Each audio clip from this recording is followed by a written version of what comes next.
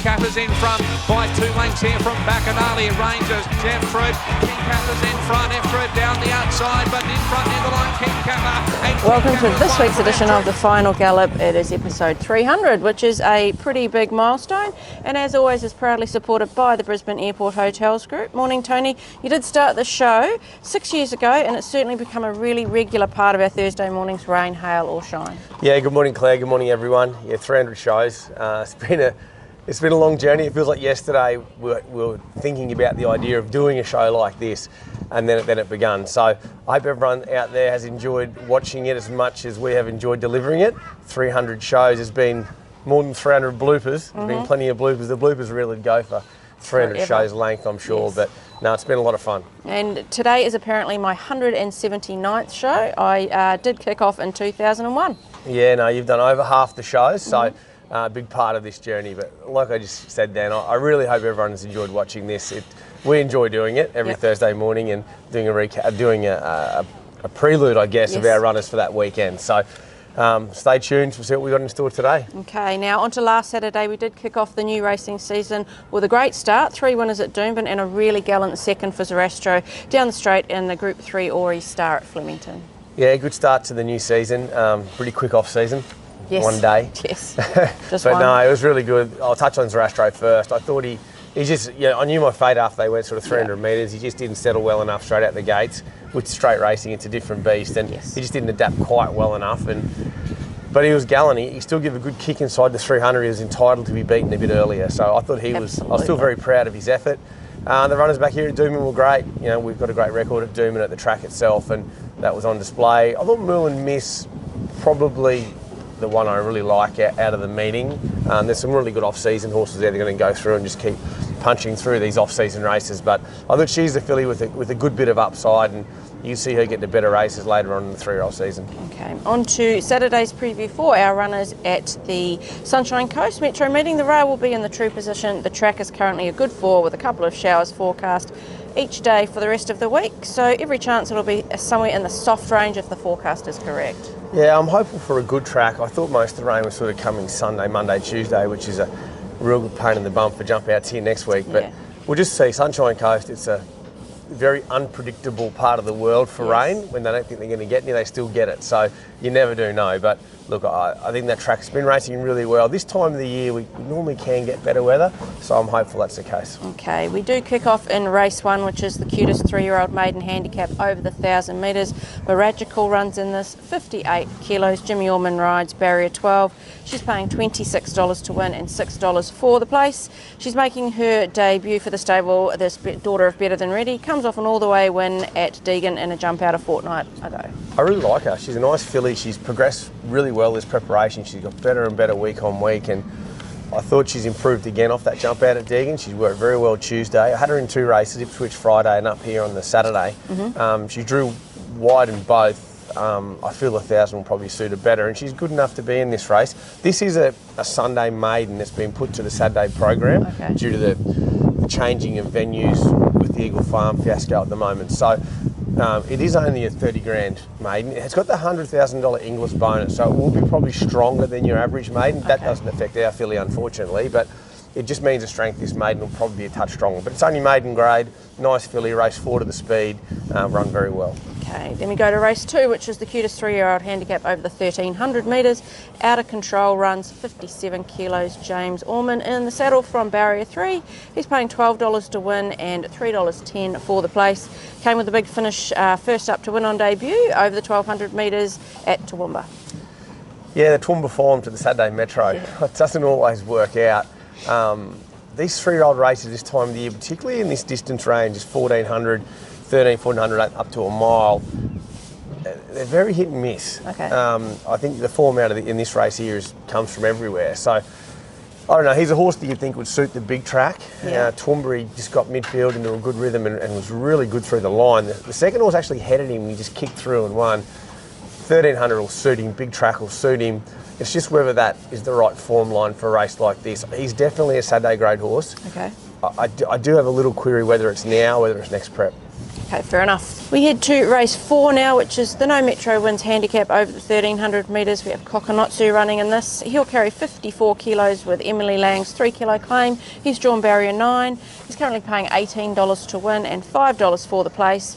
He is first up on Saturday and does race well fresh despite his record. He had a nice jump out a fortnight ago to warm up for this. Yeah, it's probably a real sort of first up run for me, this bloke. I took all the gear off him as well, no blinkers or winkers. He's had winkers and then blinkers on. I've taken everything off. He goes in naked. There's good pressure here, good speed. They'll roll along a bit. I think Emily will find a midfield spot on him. She's riding really well. Got on the board Saturday for a Metro winner and again yesterday. So it's good to have her in good form going into this. Yes. I think Kokonotsu midfield. I think you'll see him finish the race off well. I could really see him second up at the mile, improving sharply. Okay, we head to race 7 now, which is the benchmark 68 handicap over the 1400 metres. Porky will run in this with 60.5 kilos. Angela Jones on board. He has drawn barrier 16. He's paying $18 to win and $5 for the place. Was a winner before his break and typically does take a run or two to warm into his preparation. He did run through the long line strongly in his jump out though a fortnight ago. Yeah, he can. He's off a very short break, this horse. He won at Eagle Farm. I tipped him out for options. It wasn't the great options, and I think big tracks suit him. He's ran well at this track before, this horse, as a much younger 3-year-old. So he's got good form on these big tracks. He's got a bit of weight, but this is the right grade for him. Okay. He races 4 to the speed here in a race I don't think has huge speed in it, as opposed to that No Metro win, which I had him in both races. There was a lot of speed in that. There's a lack of tempo in this. So I think he's a horse that will dominate up on pace. He'll give a really good kick. He'll race better than $18. He's somewhere top 5 with good improvement. Okay. We jump to race 8 now, which is the benchmark 70 handicap over the 1,000 metres. We'll start with Devastating. He'll carry 58.5 kilos with Emily Lang's 3 kilo claim, barrier 19. Barrier guys haven't been good to us this week. No. He's paying $16 to win and $4.80 for the place. He's also returning from a let up, yet to win first up, but has been close a few times. One of the more impressive jump outs at Deagon a couple of weeks ago. Yeah, another horse just sort of had that bit of an ease up during that winter carnival. This time of the year is perfect for him. Hopefully good ground up there. I'll have to just ride him back and run on.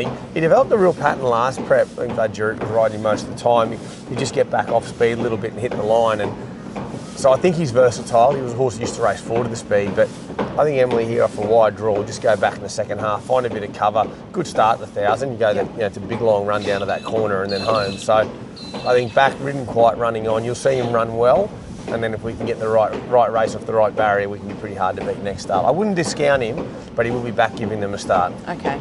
Next runner is Spirit Queen, 60.5 kilos. Jimmy Orman on board, barrier 16. She's hoovering for remnants of hay in her box right now. She's paying $7.50 to win and $2.60 for the place. Had a win first up at this track and trip before a trio of third placings since then. We'll need Jimmy Orman to give her a special ride from the barrier. Just can't draw a gate. She's drawn 1 gate since we've had her, and that was first up when she got the job done. And we've been scratching her from bad gates, but she loves big tracks. So I mean, I'll have no choice but to run her here. She'll be in the second half of the field, there's no doubt. The barrier makes things tough for us, but it's not impossible. Okay. Loves Sunshine Coast. I love her back to 1,000. I don't mind her back to this trip. I expect her to run well. She's got the quality easily to win a 7. Yeah. Got the quality easily to win a benchmark 70. Yeah. It depends on how much work she has to do from the gate. Okay, fair enough. Simbu is the third runner we have. He'll carry 59.5 kilos with Angela Jones riding, barrier 17. He's currently paying $9.50 to win and $3.10 for the place. He did fight out a tough first up win at Rockhampton last start, and he did win second up last preparation and at this track and trip, but another one with a poor draw. Yeah, wide draw, quality horse, going very well. You can see him sort of poking through these lower grade races. Whether I run him here or next Wednesday, I'm just not 100% sure yet. He races 4 to the speed, this horse, as opposed to the other 2 that will get back. He'll bounce and he'll roll up in the first 4 or 5. I just want to have a bit of a look at what sort of run I think he'll get here. He's a nice horse. He's easily good enough for this grade. I just want to make sure he can get that right sort of run. How are you going to split the 3? Don't know. I'm not sure. Probably Spirit Queen. I just think she's up, fit, solid. Back to benchmark 70 grade. She's well placed. And if anyone can pull a ride out, it'll be Jimmy on her. Okay. We've got a race 9 now, which is the Class 6 handicap over the 1,000 metres. Osamu is the first one we'll talk about in this race. He'll carry 56 kilos with Emily Lang's 3 kilo claim. He's drawn barrier 18. He's paying $17 to win and $4.80 for the place at the moment. Good effort just outside the placings at Grafton last start. Will benefit from Emily's claim, but will have to come another wide draw. Yeah, he chased a pretty good sort of country horse at Grafton the other day. He just doesn't draw barriers, this horse, unfortunately. Whenever he goes back to this sort of grade, back to class 6 grade, but he really steps back up. This is his right grade. The barrier makes it tough. There's a lot of speed here as well, but look, he'll just have to roll forward and she'll have to just be improvise, I think, have a look at what's happening underneath her and just try and give him as good a run as what she can, maybe 3 deep, maybe as good as what he's going to get. But look, he'll run, he runs well at the venue.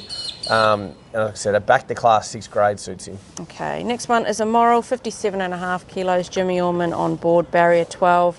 Immoral's paying $12 to win at the moment and $3.80 for the place. Finished just ahead of Osama at Grafton last week to nab a placing. Jimmy Orman is back on board and he's got a good winning record on him. This race sets up really well for him.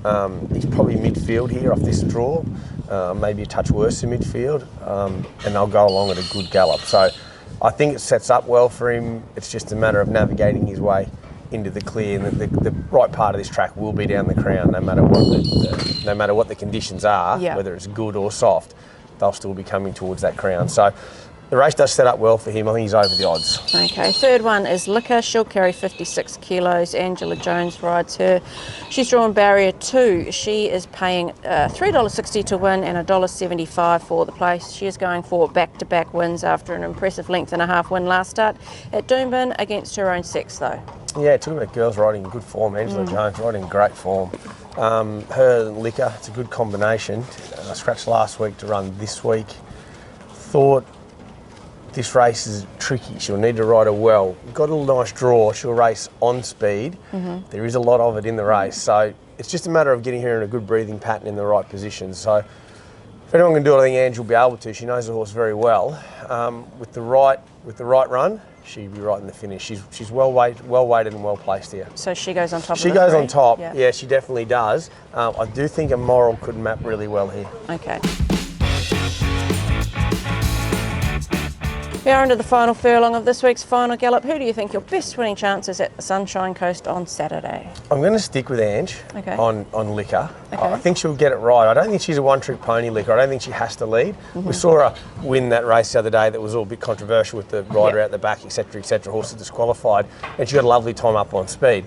This will be a different kettle of fish. She's got really good record, this filly. You think you'd love her around the turning tracks, but she's got a great record on big tracks. Her Eagle Farm record is brilliant. So you can go to the Sunshine Coast with a good heart that she can win 1,000 on a big track. So I think provided we can get the right breathing pattern and get the right run, no matter where she is, whether she might be 4th or 5th in this race, who knows? I think she can get the job done. Okay, your best each way chance? I'm nearly going to say Immoral the same race, but I'm not going to do that. That just gets very confusing. I'm going to go with Spirit Queen. I think he'll run top 3 on her. I think, and you're lucky in running, we can win. So I think she's over the odds and good enough to be top 3. Okay, best at the provincials. We haven't got very many going around. We've got a few at Ipswich on Friday, probably where I see ourselves the best. I'll go the first starter. I think Simply Excels. He's been a long time getting to the race. Yes. He's a 4-year-old getting there. That's had untold little things go wrong over his racing career without running yet. So he's prepped up beautifully. I think he races 4 to the speed and he's above average horse. Okay, your best track worker this week? Track worker this week. Had a good morning here. Everything worked out in the A grass. The weather was beautiful Tuesday morning. Yeah. I'm not going to single one out this week, Claire. I'm going to just go away from that one. I think we've got a nice team of horses going to the races. There's nothing I want to single out. Okay, and your winner for the week? My winner for the week I touched on earlier, I think Mool and Miss. She's a filly, I think she's got the good upside. I mean, Brereton's doing a great job. Yeah, good to see him stick his nose out. Yeah, he really fought hard for that win, which is probably something he hasn't been noted for, so that was good for him. But Mool and Miss, I thought she's the winner of the week. I just love the way she showed that really good turn of foot, and that's what I know that she can do, so she's one to follow. Okay. Now it is time for Cav's Corner, which is supported by the Brisbane Airport Hotels Group. Just missed his multi last week. He did land his first leg with Rock Ribbed winning, and then his second leg, Pizarro, missed a place by just a length. Let's see who he's got in his multi this week. Welcome to Cav's Corner for this week. This is the 245th Cav's Corner. I can still remember my first Cavs Corner, Godfather's Girl and Lieutenant. I declared it as a moral at Kilcoy. They were both ridden by Lani Fancourt. I was doing cartwheels for a week. Anyway, we'll go to this weekend. We're going to be safe. We're going to go a place. We're going to go Sunny Coast, Outta Control a place, into a moral later in the day, a place. Good punting, guys. Okay, so he did happen to bring up that he started his Final Gallop Cavs Corner in episode 55, and he did land his multi at Kilcoy. Oh yeah, it was much remembered, that Yes. multi at Kilcoy. Matter of fact, he still talks about it now. Yes. I think Godfather's Girl won the Cannonball or something that day, whatever it was called out there, and oh yeah, he was up and away. Yes. That was the beginning of an absolute monster. Okay, well this week he's gone Out of Control a place into a moral a place. Yeah, I don't mind it. Look, I'm not going to argue with him. I'm not going to second guess him, but I think it's a brave one. Yeah, it's a brave one. Okay. They both can easily run top three. I like the place multi, to be honest. I think if you look at this card at Sunshine Coast on Saturday, I think it'll be good betting races. I think there's a lot of chances in them. It's a real off-season meeting. So there's a lot of form coming from everywhere. Yeah. The prices should reflect that. I think there's a good chance for punters. If you back a couple of winners, you're going to come away winning on the day. Yep. I think you can look for value on Saturday. Okay. Good luck on Saturday, Tony, at the Sunshine Coast. Some very good chances, as you said, and hopefully a good track to race on. Yeah, thanks, Claire, and good luck to everyone out there having a bet this weekend. Thanks for tuning in for our 300th show. Yeah.